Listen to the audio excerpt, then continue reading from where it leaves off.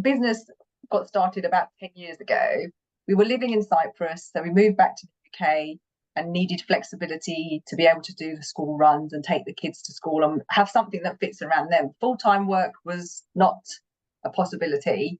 And even part-time, then you'd be restricted to how your employer wanted you to work and what hours they wanted you to do and where they needed you to be. I've been a qualified accountant for over 20 years. So having worked in industry practice, I have all of the knowledge and experience. It was just a matter of how to apply it. And a friend approached us. He was looking to buy a publishing magazine, and he needed us to help him set it all up. So to do the limited company setup, VAT registration. So we helped him with all of that. And he said, right, I want you to manage all of the accounting side. And he goes, when you do eventually move back from Cyprus, there's a whole network of people that I know that I can put you in touch with that would benefit from your services. So it kind of just came off the back of that. We set up and then just started. I just kind of went with it.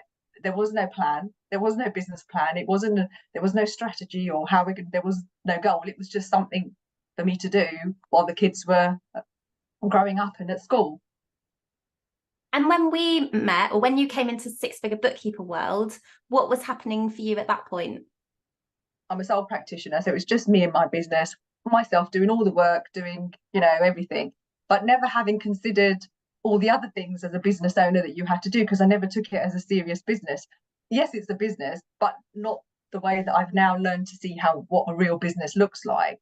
So I was feeling a bit stuck and just lonely, so to speak, and didn't really know who to ask or where to look. And then I came across a webinar with QuickBooks Connect Virtual, and Jo was on it, and she was talking about the advisory side of it and how she'd grown her business to be more than what it was. And so then I connected with her, and then she introduced me to the 6FB, and luckily it was boot camp week that week. So I was on that and my mind was just blown. I was like, oh my God, there's like trillions of people out there have been in a similar situation or in a situation like me that are so relatable. And that's where the real learning happened. Everything I've learned in the last 18 months, if I'd have known 10 years ago, I probably wouldn't have needed 6FB. What would you say has changed since you started the program? Oh my God. So marketing, yes, didn't even know it was a thing. So my online presence is like huge, having revamped the website, thinking about what I really, really want, the goals of the business and what I want from the business, not what the business needs from me. Just thinking of it like a real grown-up business, I would say. And also seeing other people come through the program and what they've happened to achieve, and to be able to share, so people that have done it before us and be able to follow in their footsteps and take information and help from them. It's just been such a big relief to have support. Support is the main thing that I've got from it. When I first spoke to Jo and then had the call with her, she was just like a normal human being. She was just like down to earth. There was no pretentiousness or nothing like that. Both of you are very open and honest and very transparent, and you share everything from all what's going on in your personal life, as do we all, to what's going on in business. And it's like a journey we all go on together and share together. There's no you're better than me or I know more than you. It's we all know everything together, and together it's a stronger connection. I get so much more information than I would if I was just asking questions randomly elsewhere. I've come across some other business coaches and I just found I was too scared to join them because I just didn't think I was good enough. I've actually taken on an employee, which I never even imagined that I would do. Is a part-time employee who takes away a lot of the basic bookkeeping work that I was involved in from the beginning right to the end.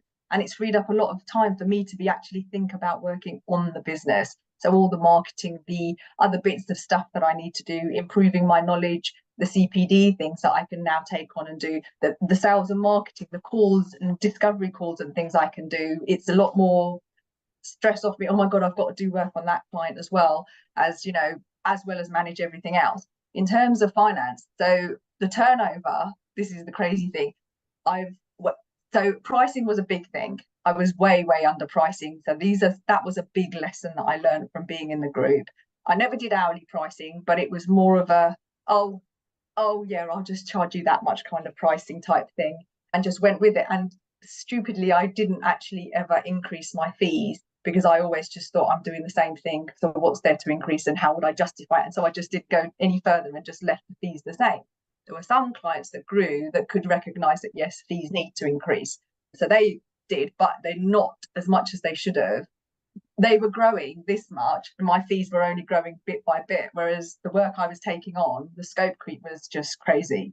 And I didn't recognise it until I was taught what it was, basically doing things in this program.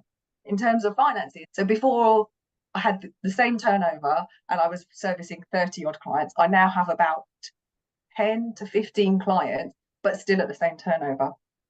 Wow. And the freedom to have somebody else in the team as well as you grow. As well. Oh, I love that.